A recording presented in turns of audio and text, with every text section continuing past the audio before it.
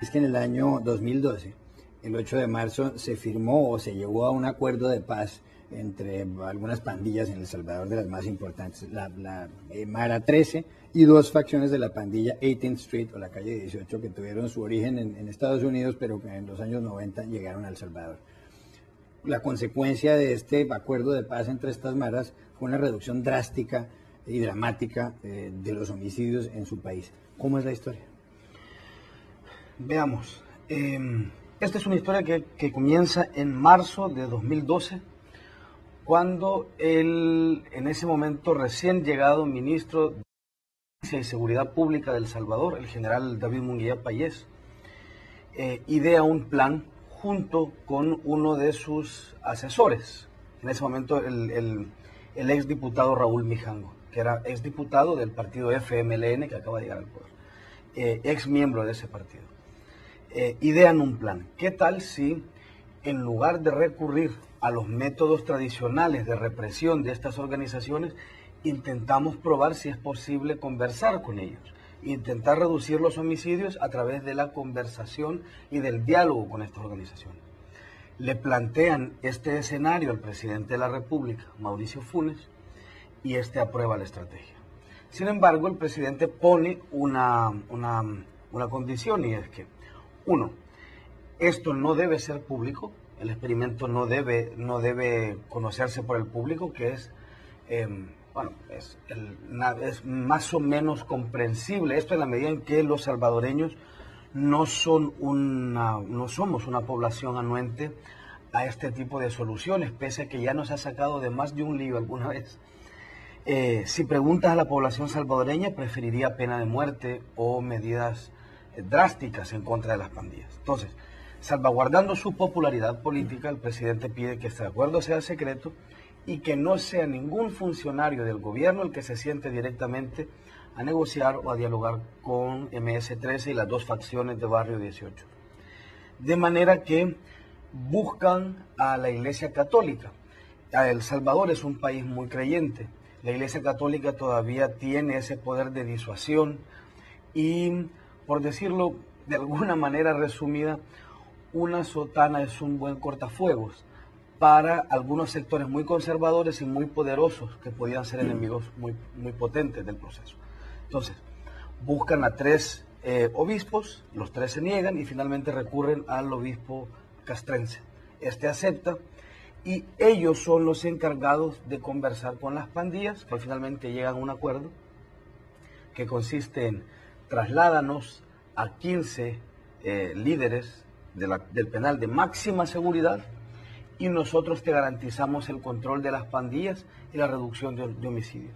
Dicho y hecho, los traslados ocurrieron un sábado, el lunes los homicidios se habían desplomado.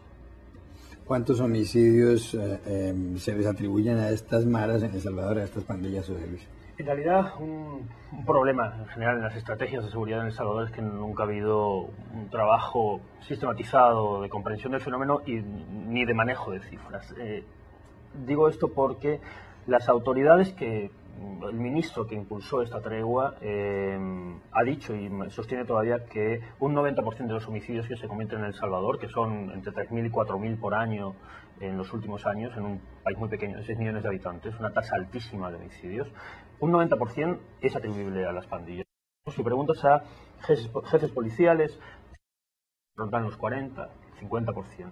En realidad ha habido muy poco trabajo sistematizado y además como el nivel de impunidad y de al contrario, es tan alto y de judicialización de casos es tan bajo, es muy difícil realmente tener conocimiento profundo del nivel de presencia de las pandillas. A propósito de las crónicas publicadas por ustedes, están en Sala Negra, que es algo así como la sección judicial del diario El Faro, muy conocido, un periódico por internet, y acaban de Estados Unidos, Crónicas Negras, desde una región que no cuenta, son crónicas justamente de Sala Negra de El Faro.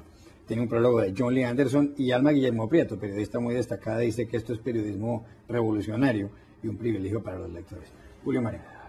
Yo quería hacer un salto en el tiempo hacia el ahora. El presidente Funes acaba prácticamente de dar por muerta la tregua.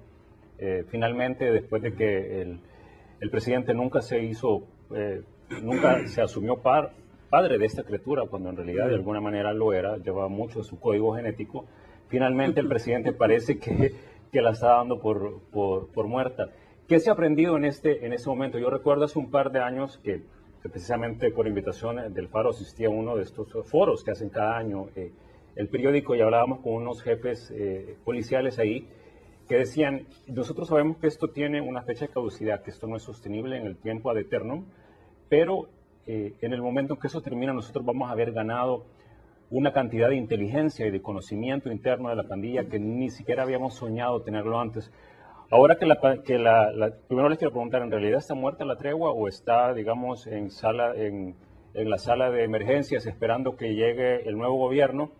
Y segundo, si terminara, ¿qué se ha aprendido? ¿Se ha ganado algo con la tregua? Yo suelo decir que la tregua lleva como un año, siguiendo tu metáfora, en coma inducido. Es decir, el gobierno, después de todo esto que comentaba Carlos, no tuvo, creo que, el carácter político o la claridad, sobre todo. Además, sobrevino un contexto electoral que generó miedo a la reacción del público, si había inversión pública en reinserción de pandilleros, en las comunidades o en trabajo de prevención que se hubiera muy cerca de las familias de pandilleros, que francamente era lo coherente con esta estrategia, ¿no?, digamos, de diálogo.